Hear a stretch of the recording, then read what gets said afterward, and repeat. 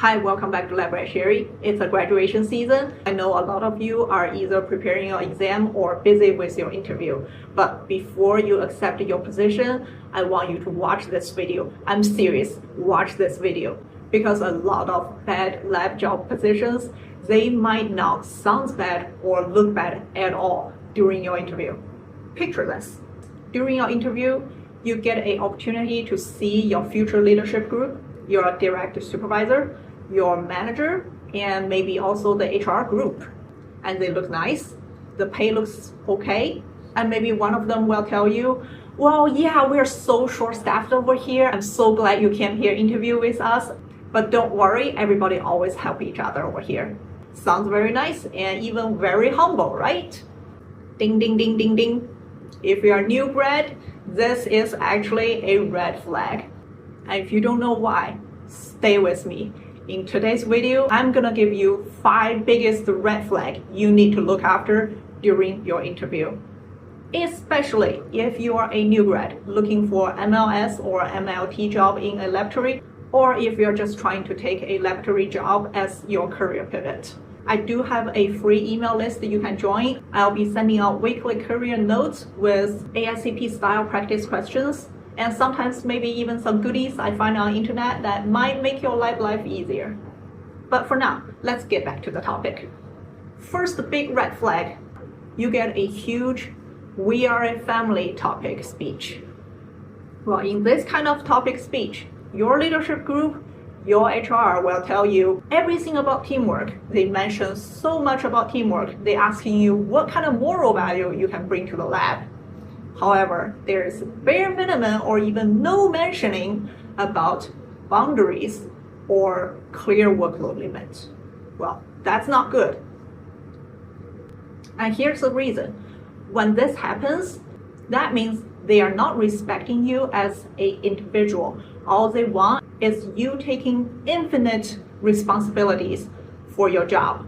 You're not coming here to just deliver an accurate result, which is supposed to be your primary job. But in this kind of situation, they are also expecting you to sometimes maybe babysit your coworkers, and that coworkers may be your supervisor or your manager's besties. And sometimes you may be expected to make everybody comfortable and happy, but ignores your own mental health. This does happen. I'm not exaggerating anything over here. I know it sounds terrible, but it does happen in the real life, and it's not happening in a rare condition. It happens more often than you think, especially in the health industry. Okay, I said especially in the health industry. That is an insider's note coming from me, who has worked in this industry for over a decade.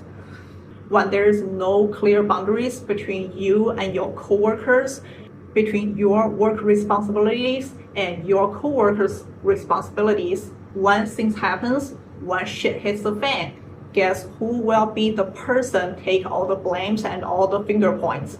You. Right. You are the newest one on the team. You are the one who hasn't understand the environment yet. You are the one who hasn't get how to deal with things yet. So be careful with this one. Is it possible that they are just having the very nice neighborhood grandma's personalities? Yes, it's possible, but the chance is so low, and I don't want you to take the chance. The cost is way too high for you. Okay, now, after I jump scare you, let's get into the second one. The second red flag is when they normalize their chronic understaffing. I know in your school, everybody will tell you in our field, the medical laboratory scientist field, we have such a shortage on the workflow. Actually, in the national level, we are expecting a 40% shortage on the market. So it should be natural to expect some understaffing situation. But no, this board statistical result is not ultimately reflecting every single individual lab. If the lab you are interviewing is a hotspot, is a good lab, they should not be affected by this huge grand scheme of statistical result. They should be not suffering from understaffing too severely, too chronic. When a lab is suffering chronic, bad understaffing, that means people leaving this lab like it's a revolving door. And that means there is something insufferable in the lab that you're currently interviewing. It could be the pay, it could be the working environment, it could be the leadership. Something is insufferable that make people just keep leaving. Don't picture yourself be the special one. If the environment is so toxic that nobody can stay, you are not special, you won't be able to suffer it. I know some of you might thinking, but the pay is so good. I'm more than willing to trading my mental health at this point because I have student loan to pay off. I don't blame you for having that thought. I did the same thing during my early career years, and I can tell you right now, I regretted it. That's why I gave you these warning signs, and I don't want you to step in this situation. Same like what I did when I was younger. The third red sign, that is your supervisor is bad on the bench task. Okay, this is something very specially applied to only our world. Maybe not as much as other industries out there like business or something because they got complete different structures. But for us, this is important. If your direct leader, whether the charge tech or the supervisor, is bad at the benchtop job, well, that means they cannot evaluate your performance clearly either. And you will not be clearly instructed how to perform good. And when you do perform good, it might not be a good performance to them. And everything will become a chaos. At this point, a lot of your performance are not being compared with a clear set standards. It's evaluated by their feeling, by their opinion, by somebody's wording. And in the long run, this will eventually affecting your pay raise and your promotions. So now, since we're speaking about the pay raise, we're coming to the fourth red flag. That is, during your interview, they cannot explain the pay raise clearly. So unlike many of other jobs on the market, the laboratory positions are often not unionized, which means a lot of those evaluations are not done by a contract that was negotiated by a large group being set in a fair position. When you come into this negotiation every year or every 3 years, you're on your own. If you don't have a very clear preset pay raise standard, the only thing gonna happen is they will try their absolute best to make sure the company or the hospital's benefits are maximized and yours to be minimized.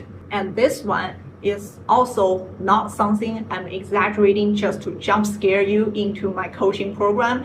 This is exactly what's happening and what should be happening.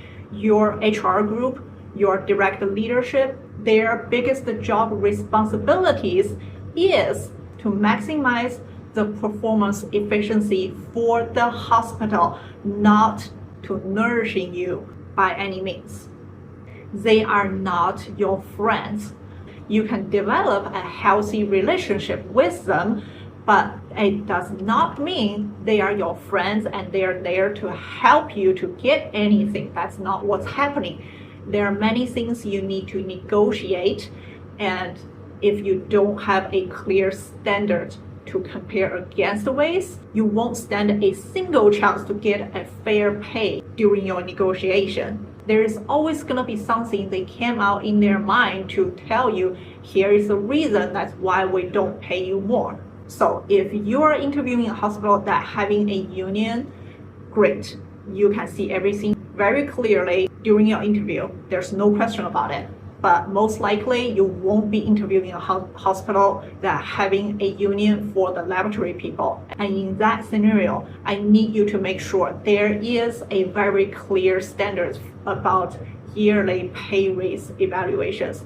What is a good performance? This kind of performance will give you how much pay raise by percentage year and year. If they can't state that or refuse to talk about it or refuse to tell you how to find the information, run away from them. Finally, we're getting to the last red flag. That is no clear training plan or evaluation standard. If you have been paying attention to this video, can you logically predict what this means? 3, 2, 1, yes, you won't know how to perform. They have no idea what they're doing, they have no idea what you should be doing, and then what's the result? They cannot tell you clearly what is a good performance, and you will never be good enough. In the worst situation, you can make a mistake and nobody will be taking responsibilities about why they didn't train you about this ahead of the time. Instead, they will say, why did you do this? If you just looked at this instruction at this book, which you never shown before. It does happen, and when that happens, it's very hard for you to speak for yourself. So avoid it from the beginning. The especially bad part about this is when they miss stuff during your training process, you don't even know what you don't know. So when they finishing up your training and just throw you in the wild field, you start to make mistakes. You start taking the responsibilities that was not yours without even knowing what's happening. And some of the mistakes might threaten your hard-earned certificate or licensure. I've seen people getting fired because they were not properly trained. It's crazy, right? Like they didn't do the training right, and that person made a mistake, and they fired that person because they didn't do their job. They were literally saying, well, we expect this person to pick it up on the way.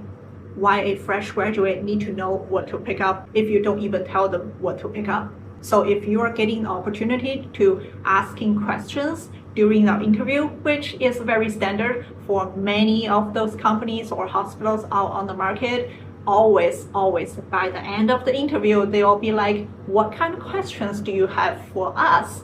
This is the opportunity. Clarify all 5 of these red flags ahead of the time and make sure they can answer them confidently without hesitant. If they can't answer them or answer you in such a political way that having a confident tone but actually speaks zero information to you, I call that a political empty talk anyway.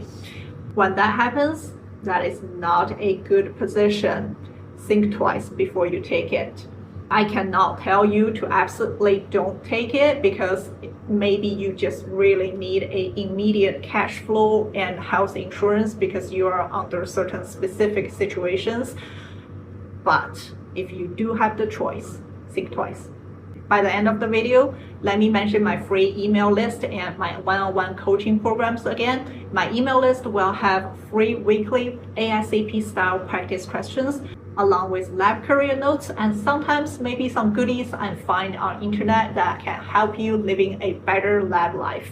And my one-on-one coaching and tutoring program will offer you exam strategies, schedule building, and what kind of lab career pivot you should be considering if you want to step your toe into our world.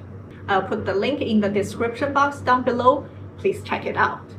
Thank you for watching my video. This is Lab Rat Sherry. I'll see you in the next episode.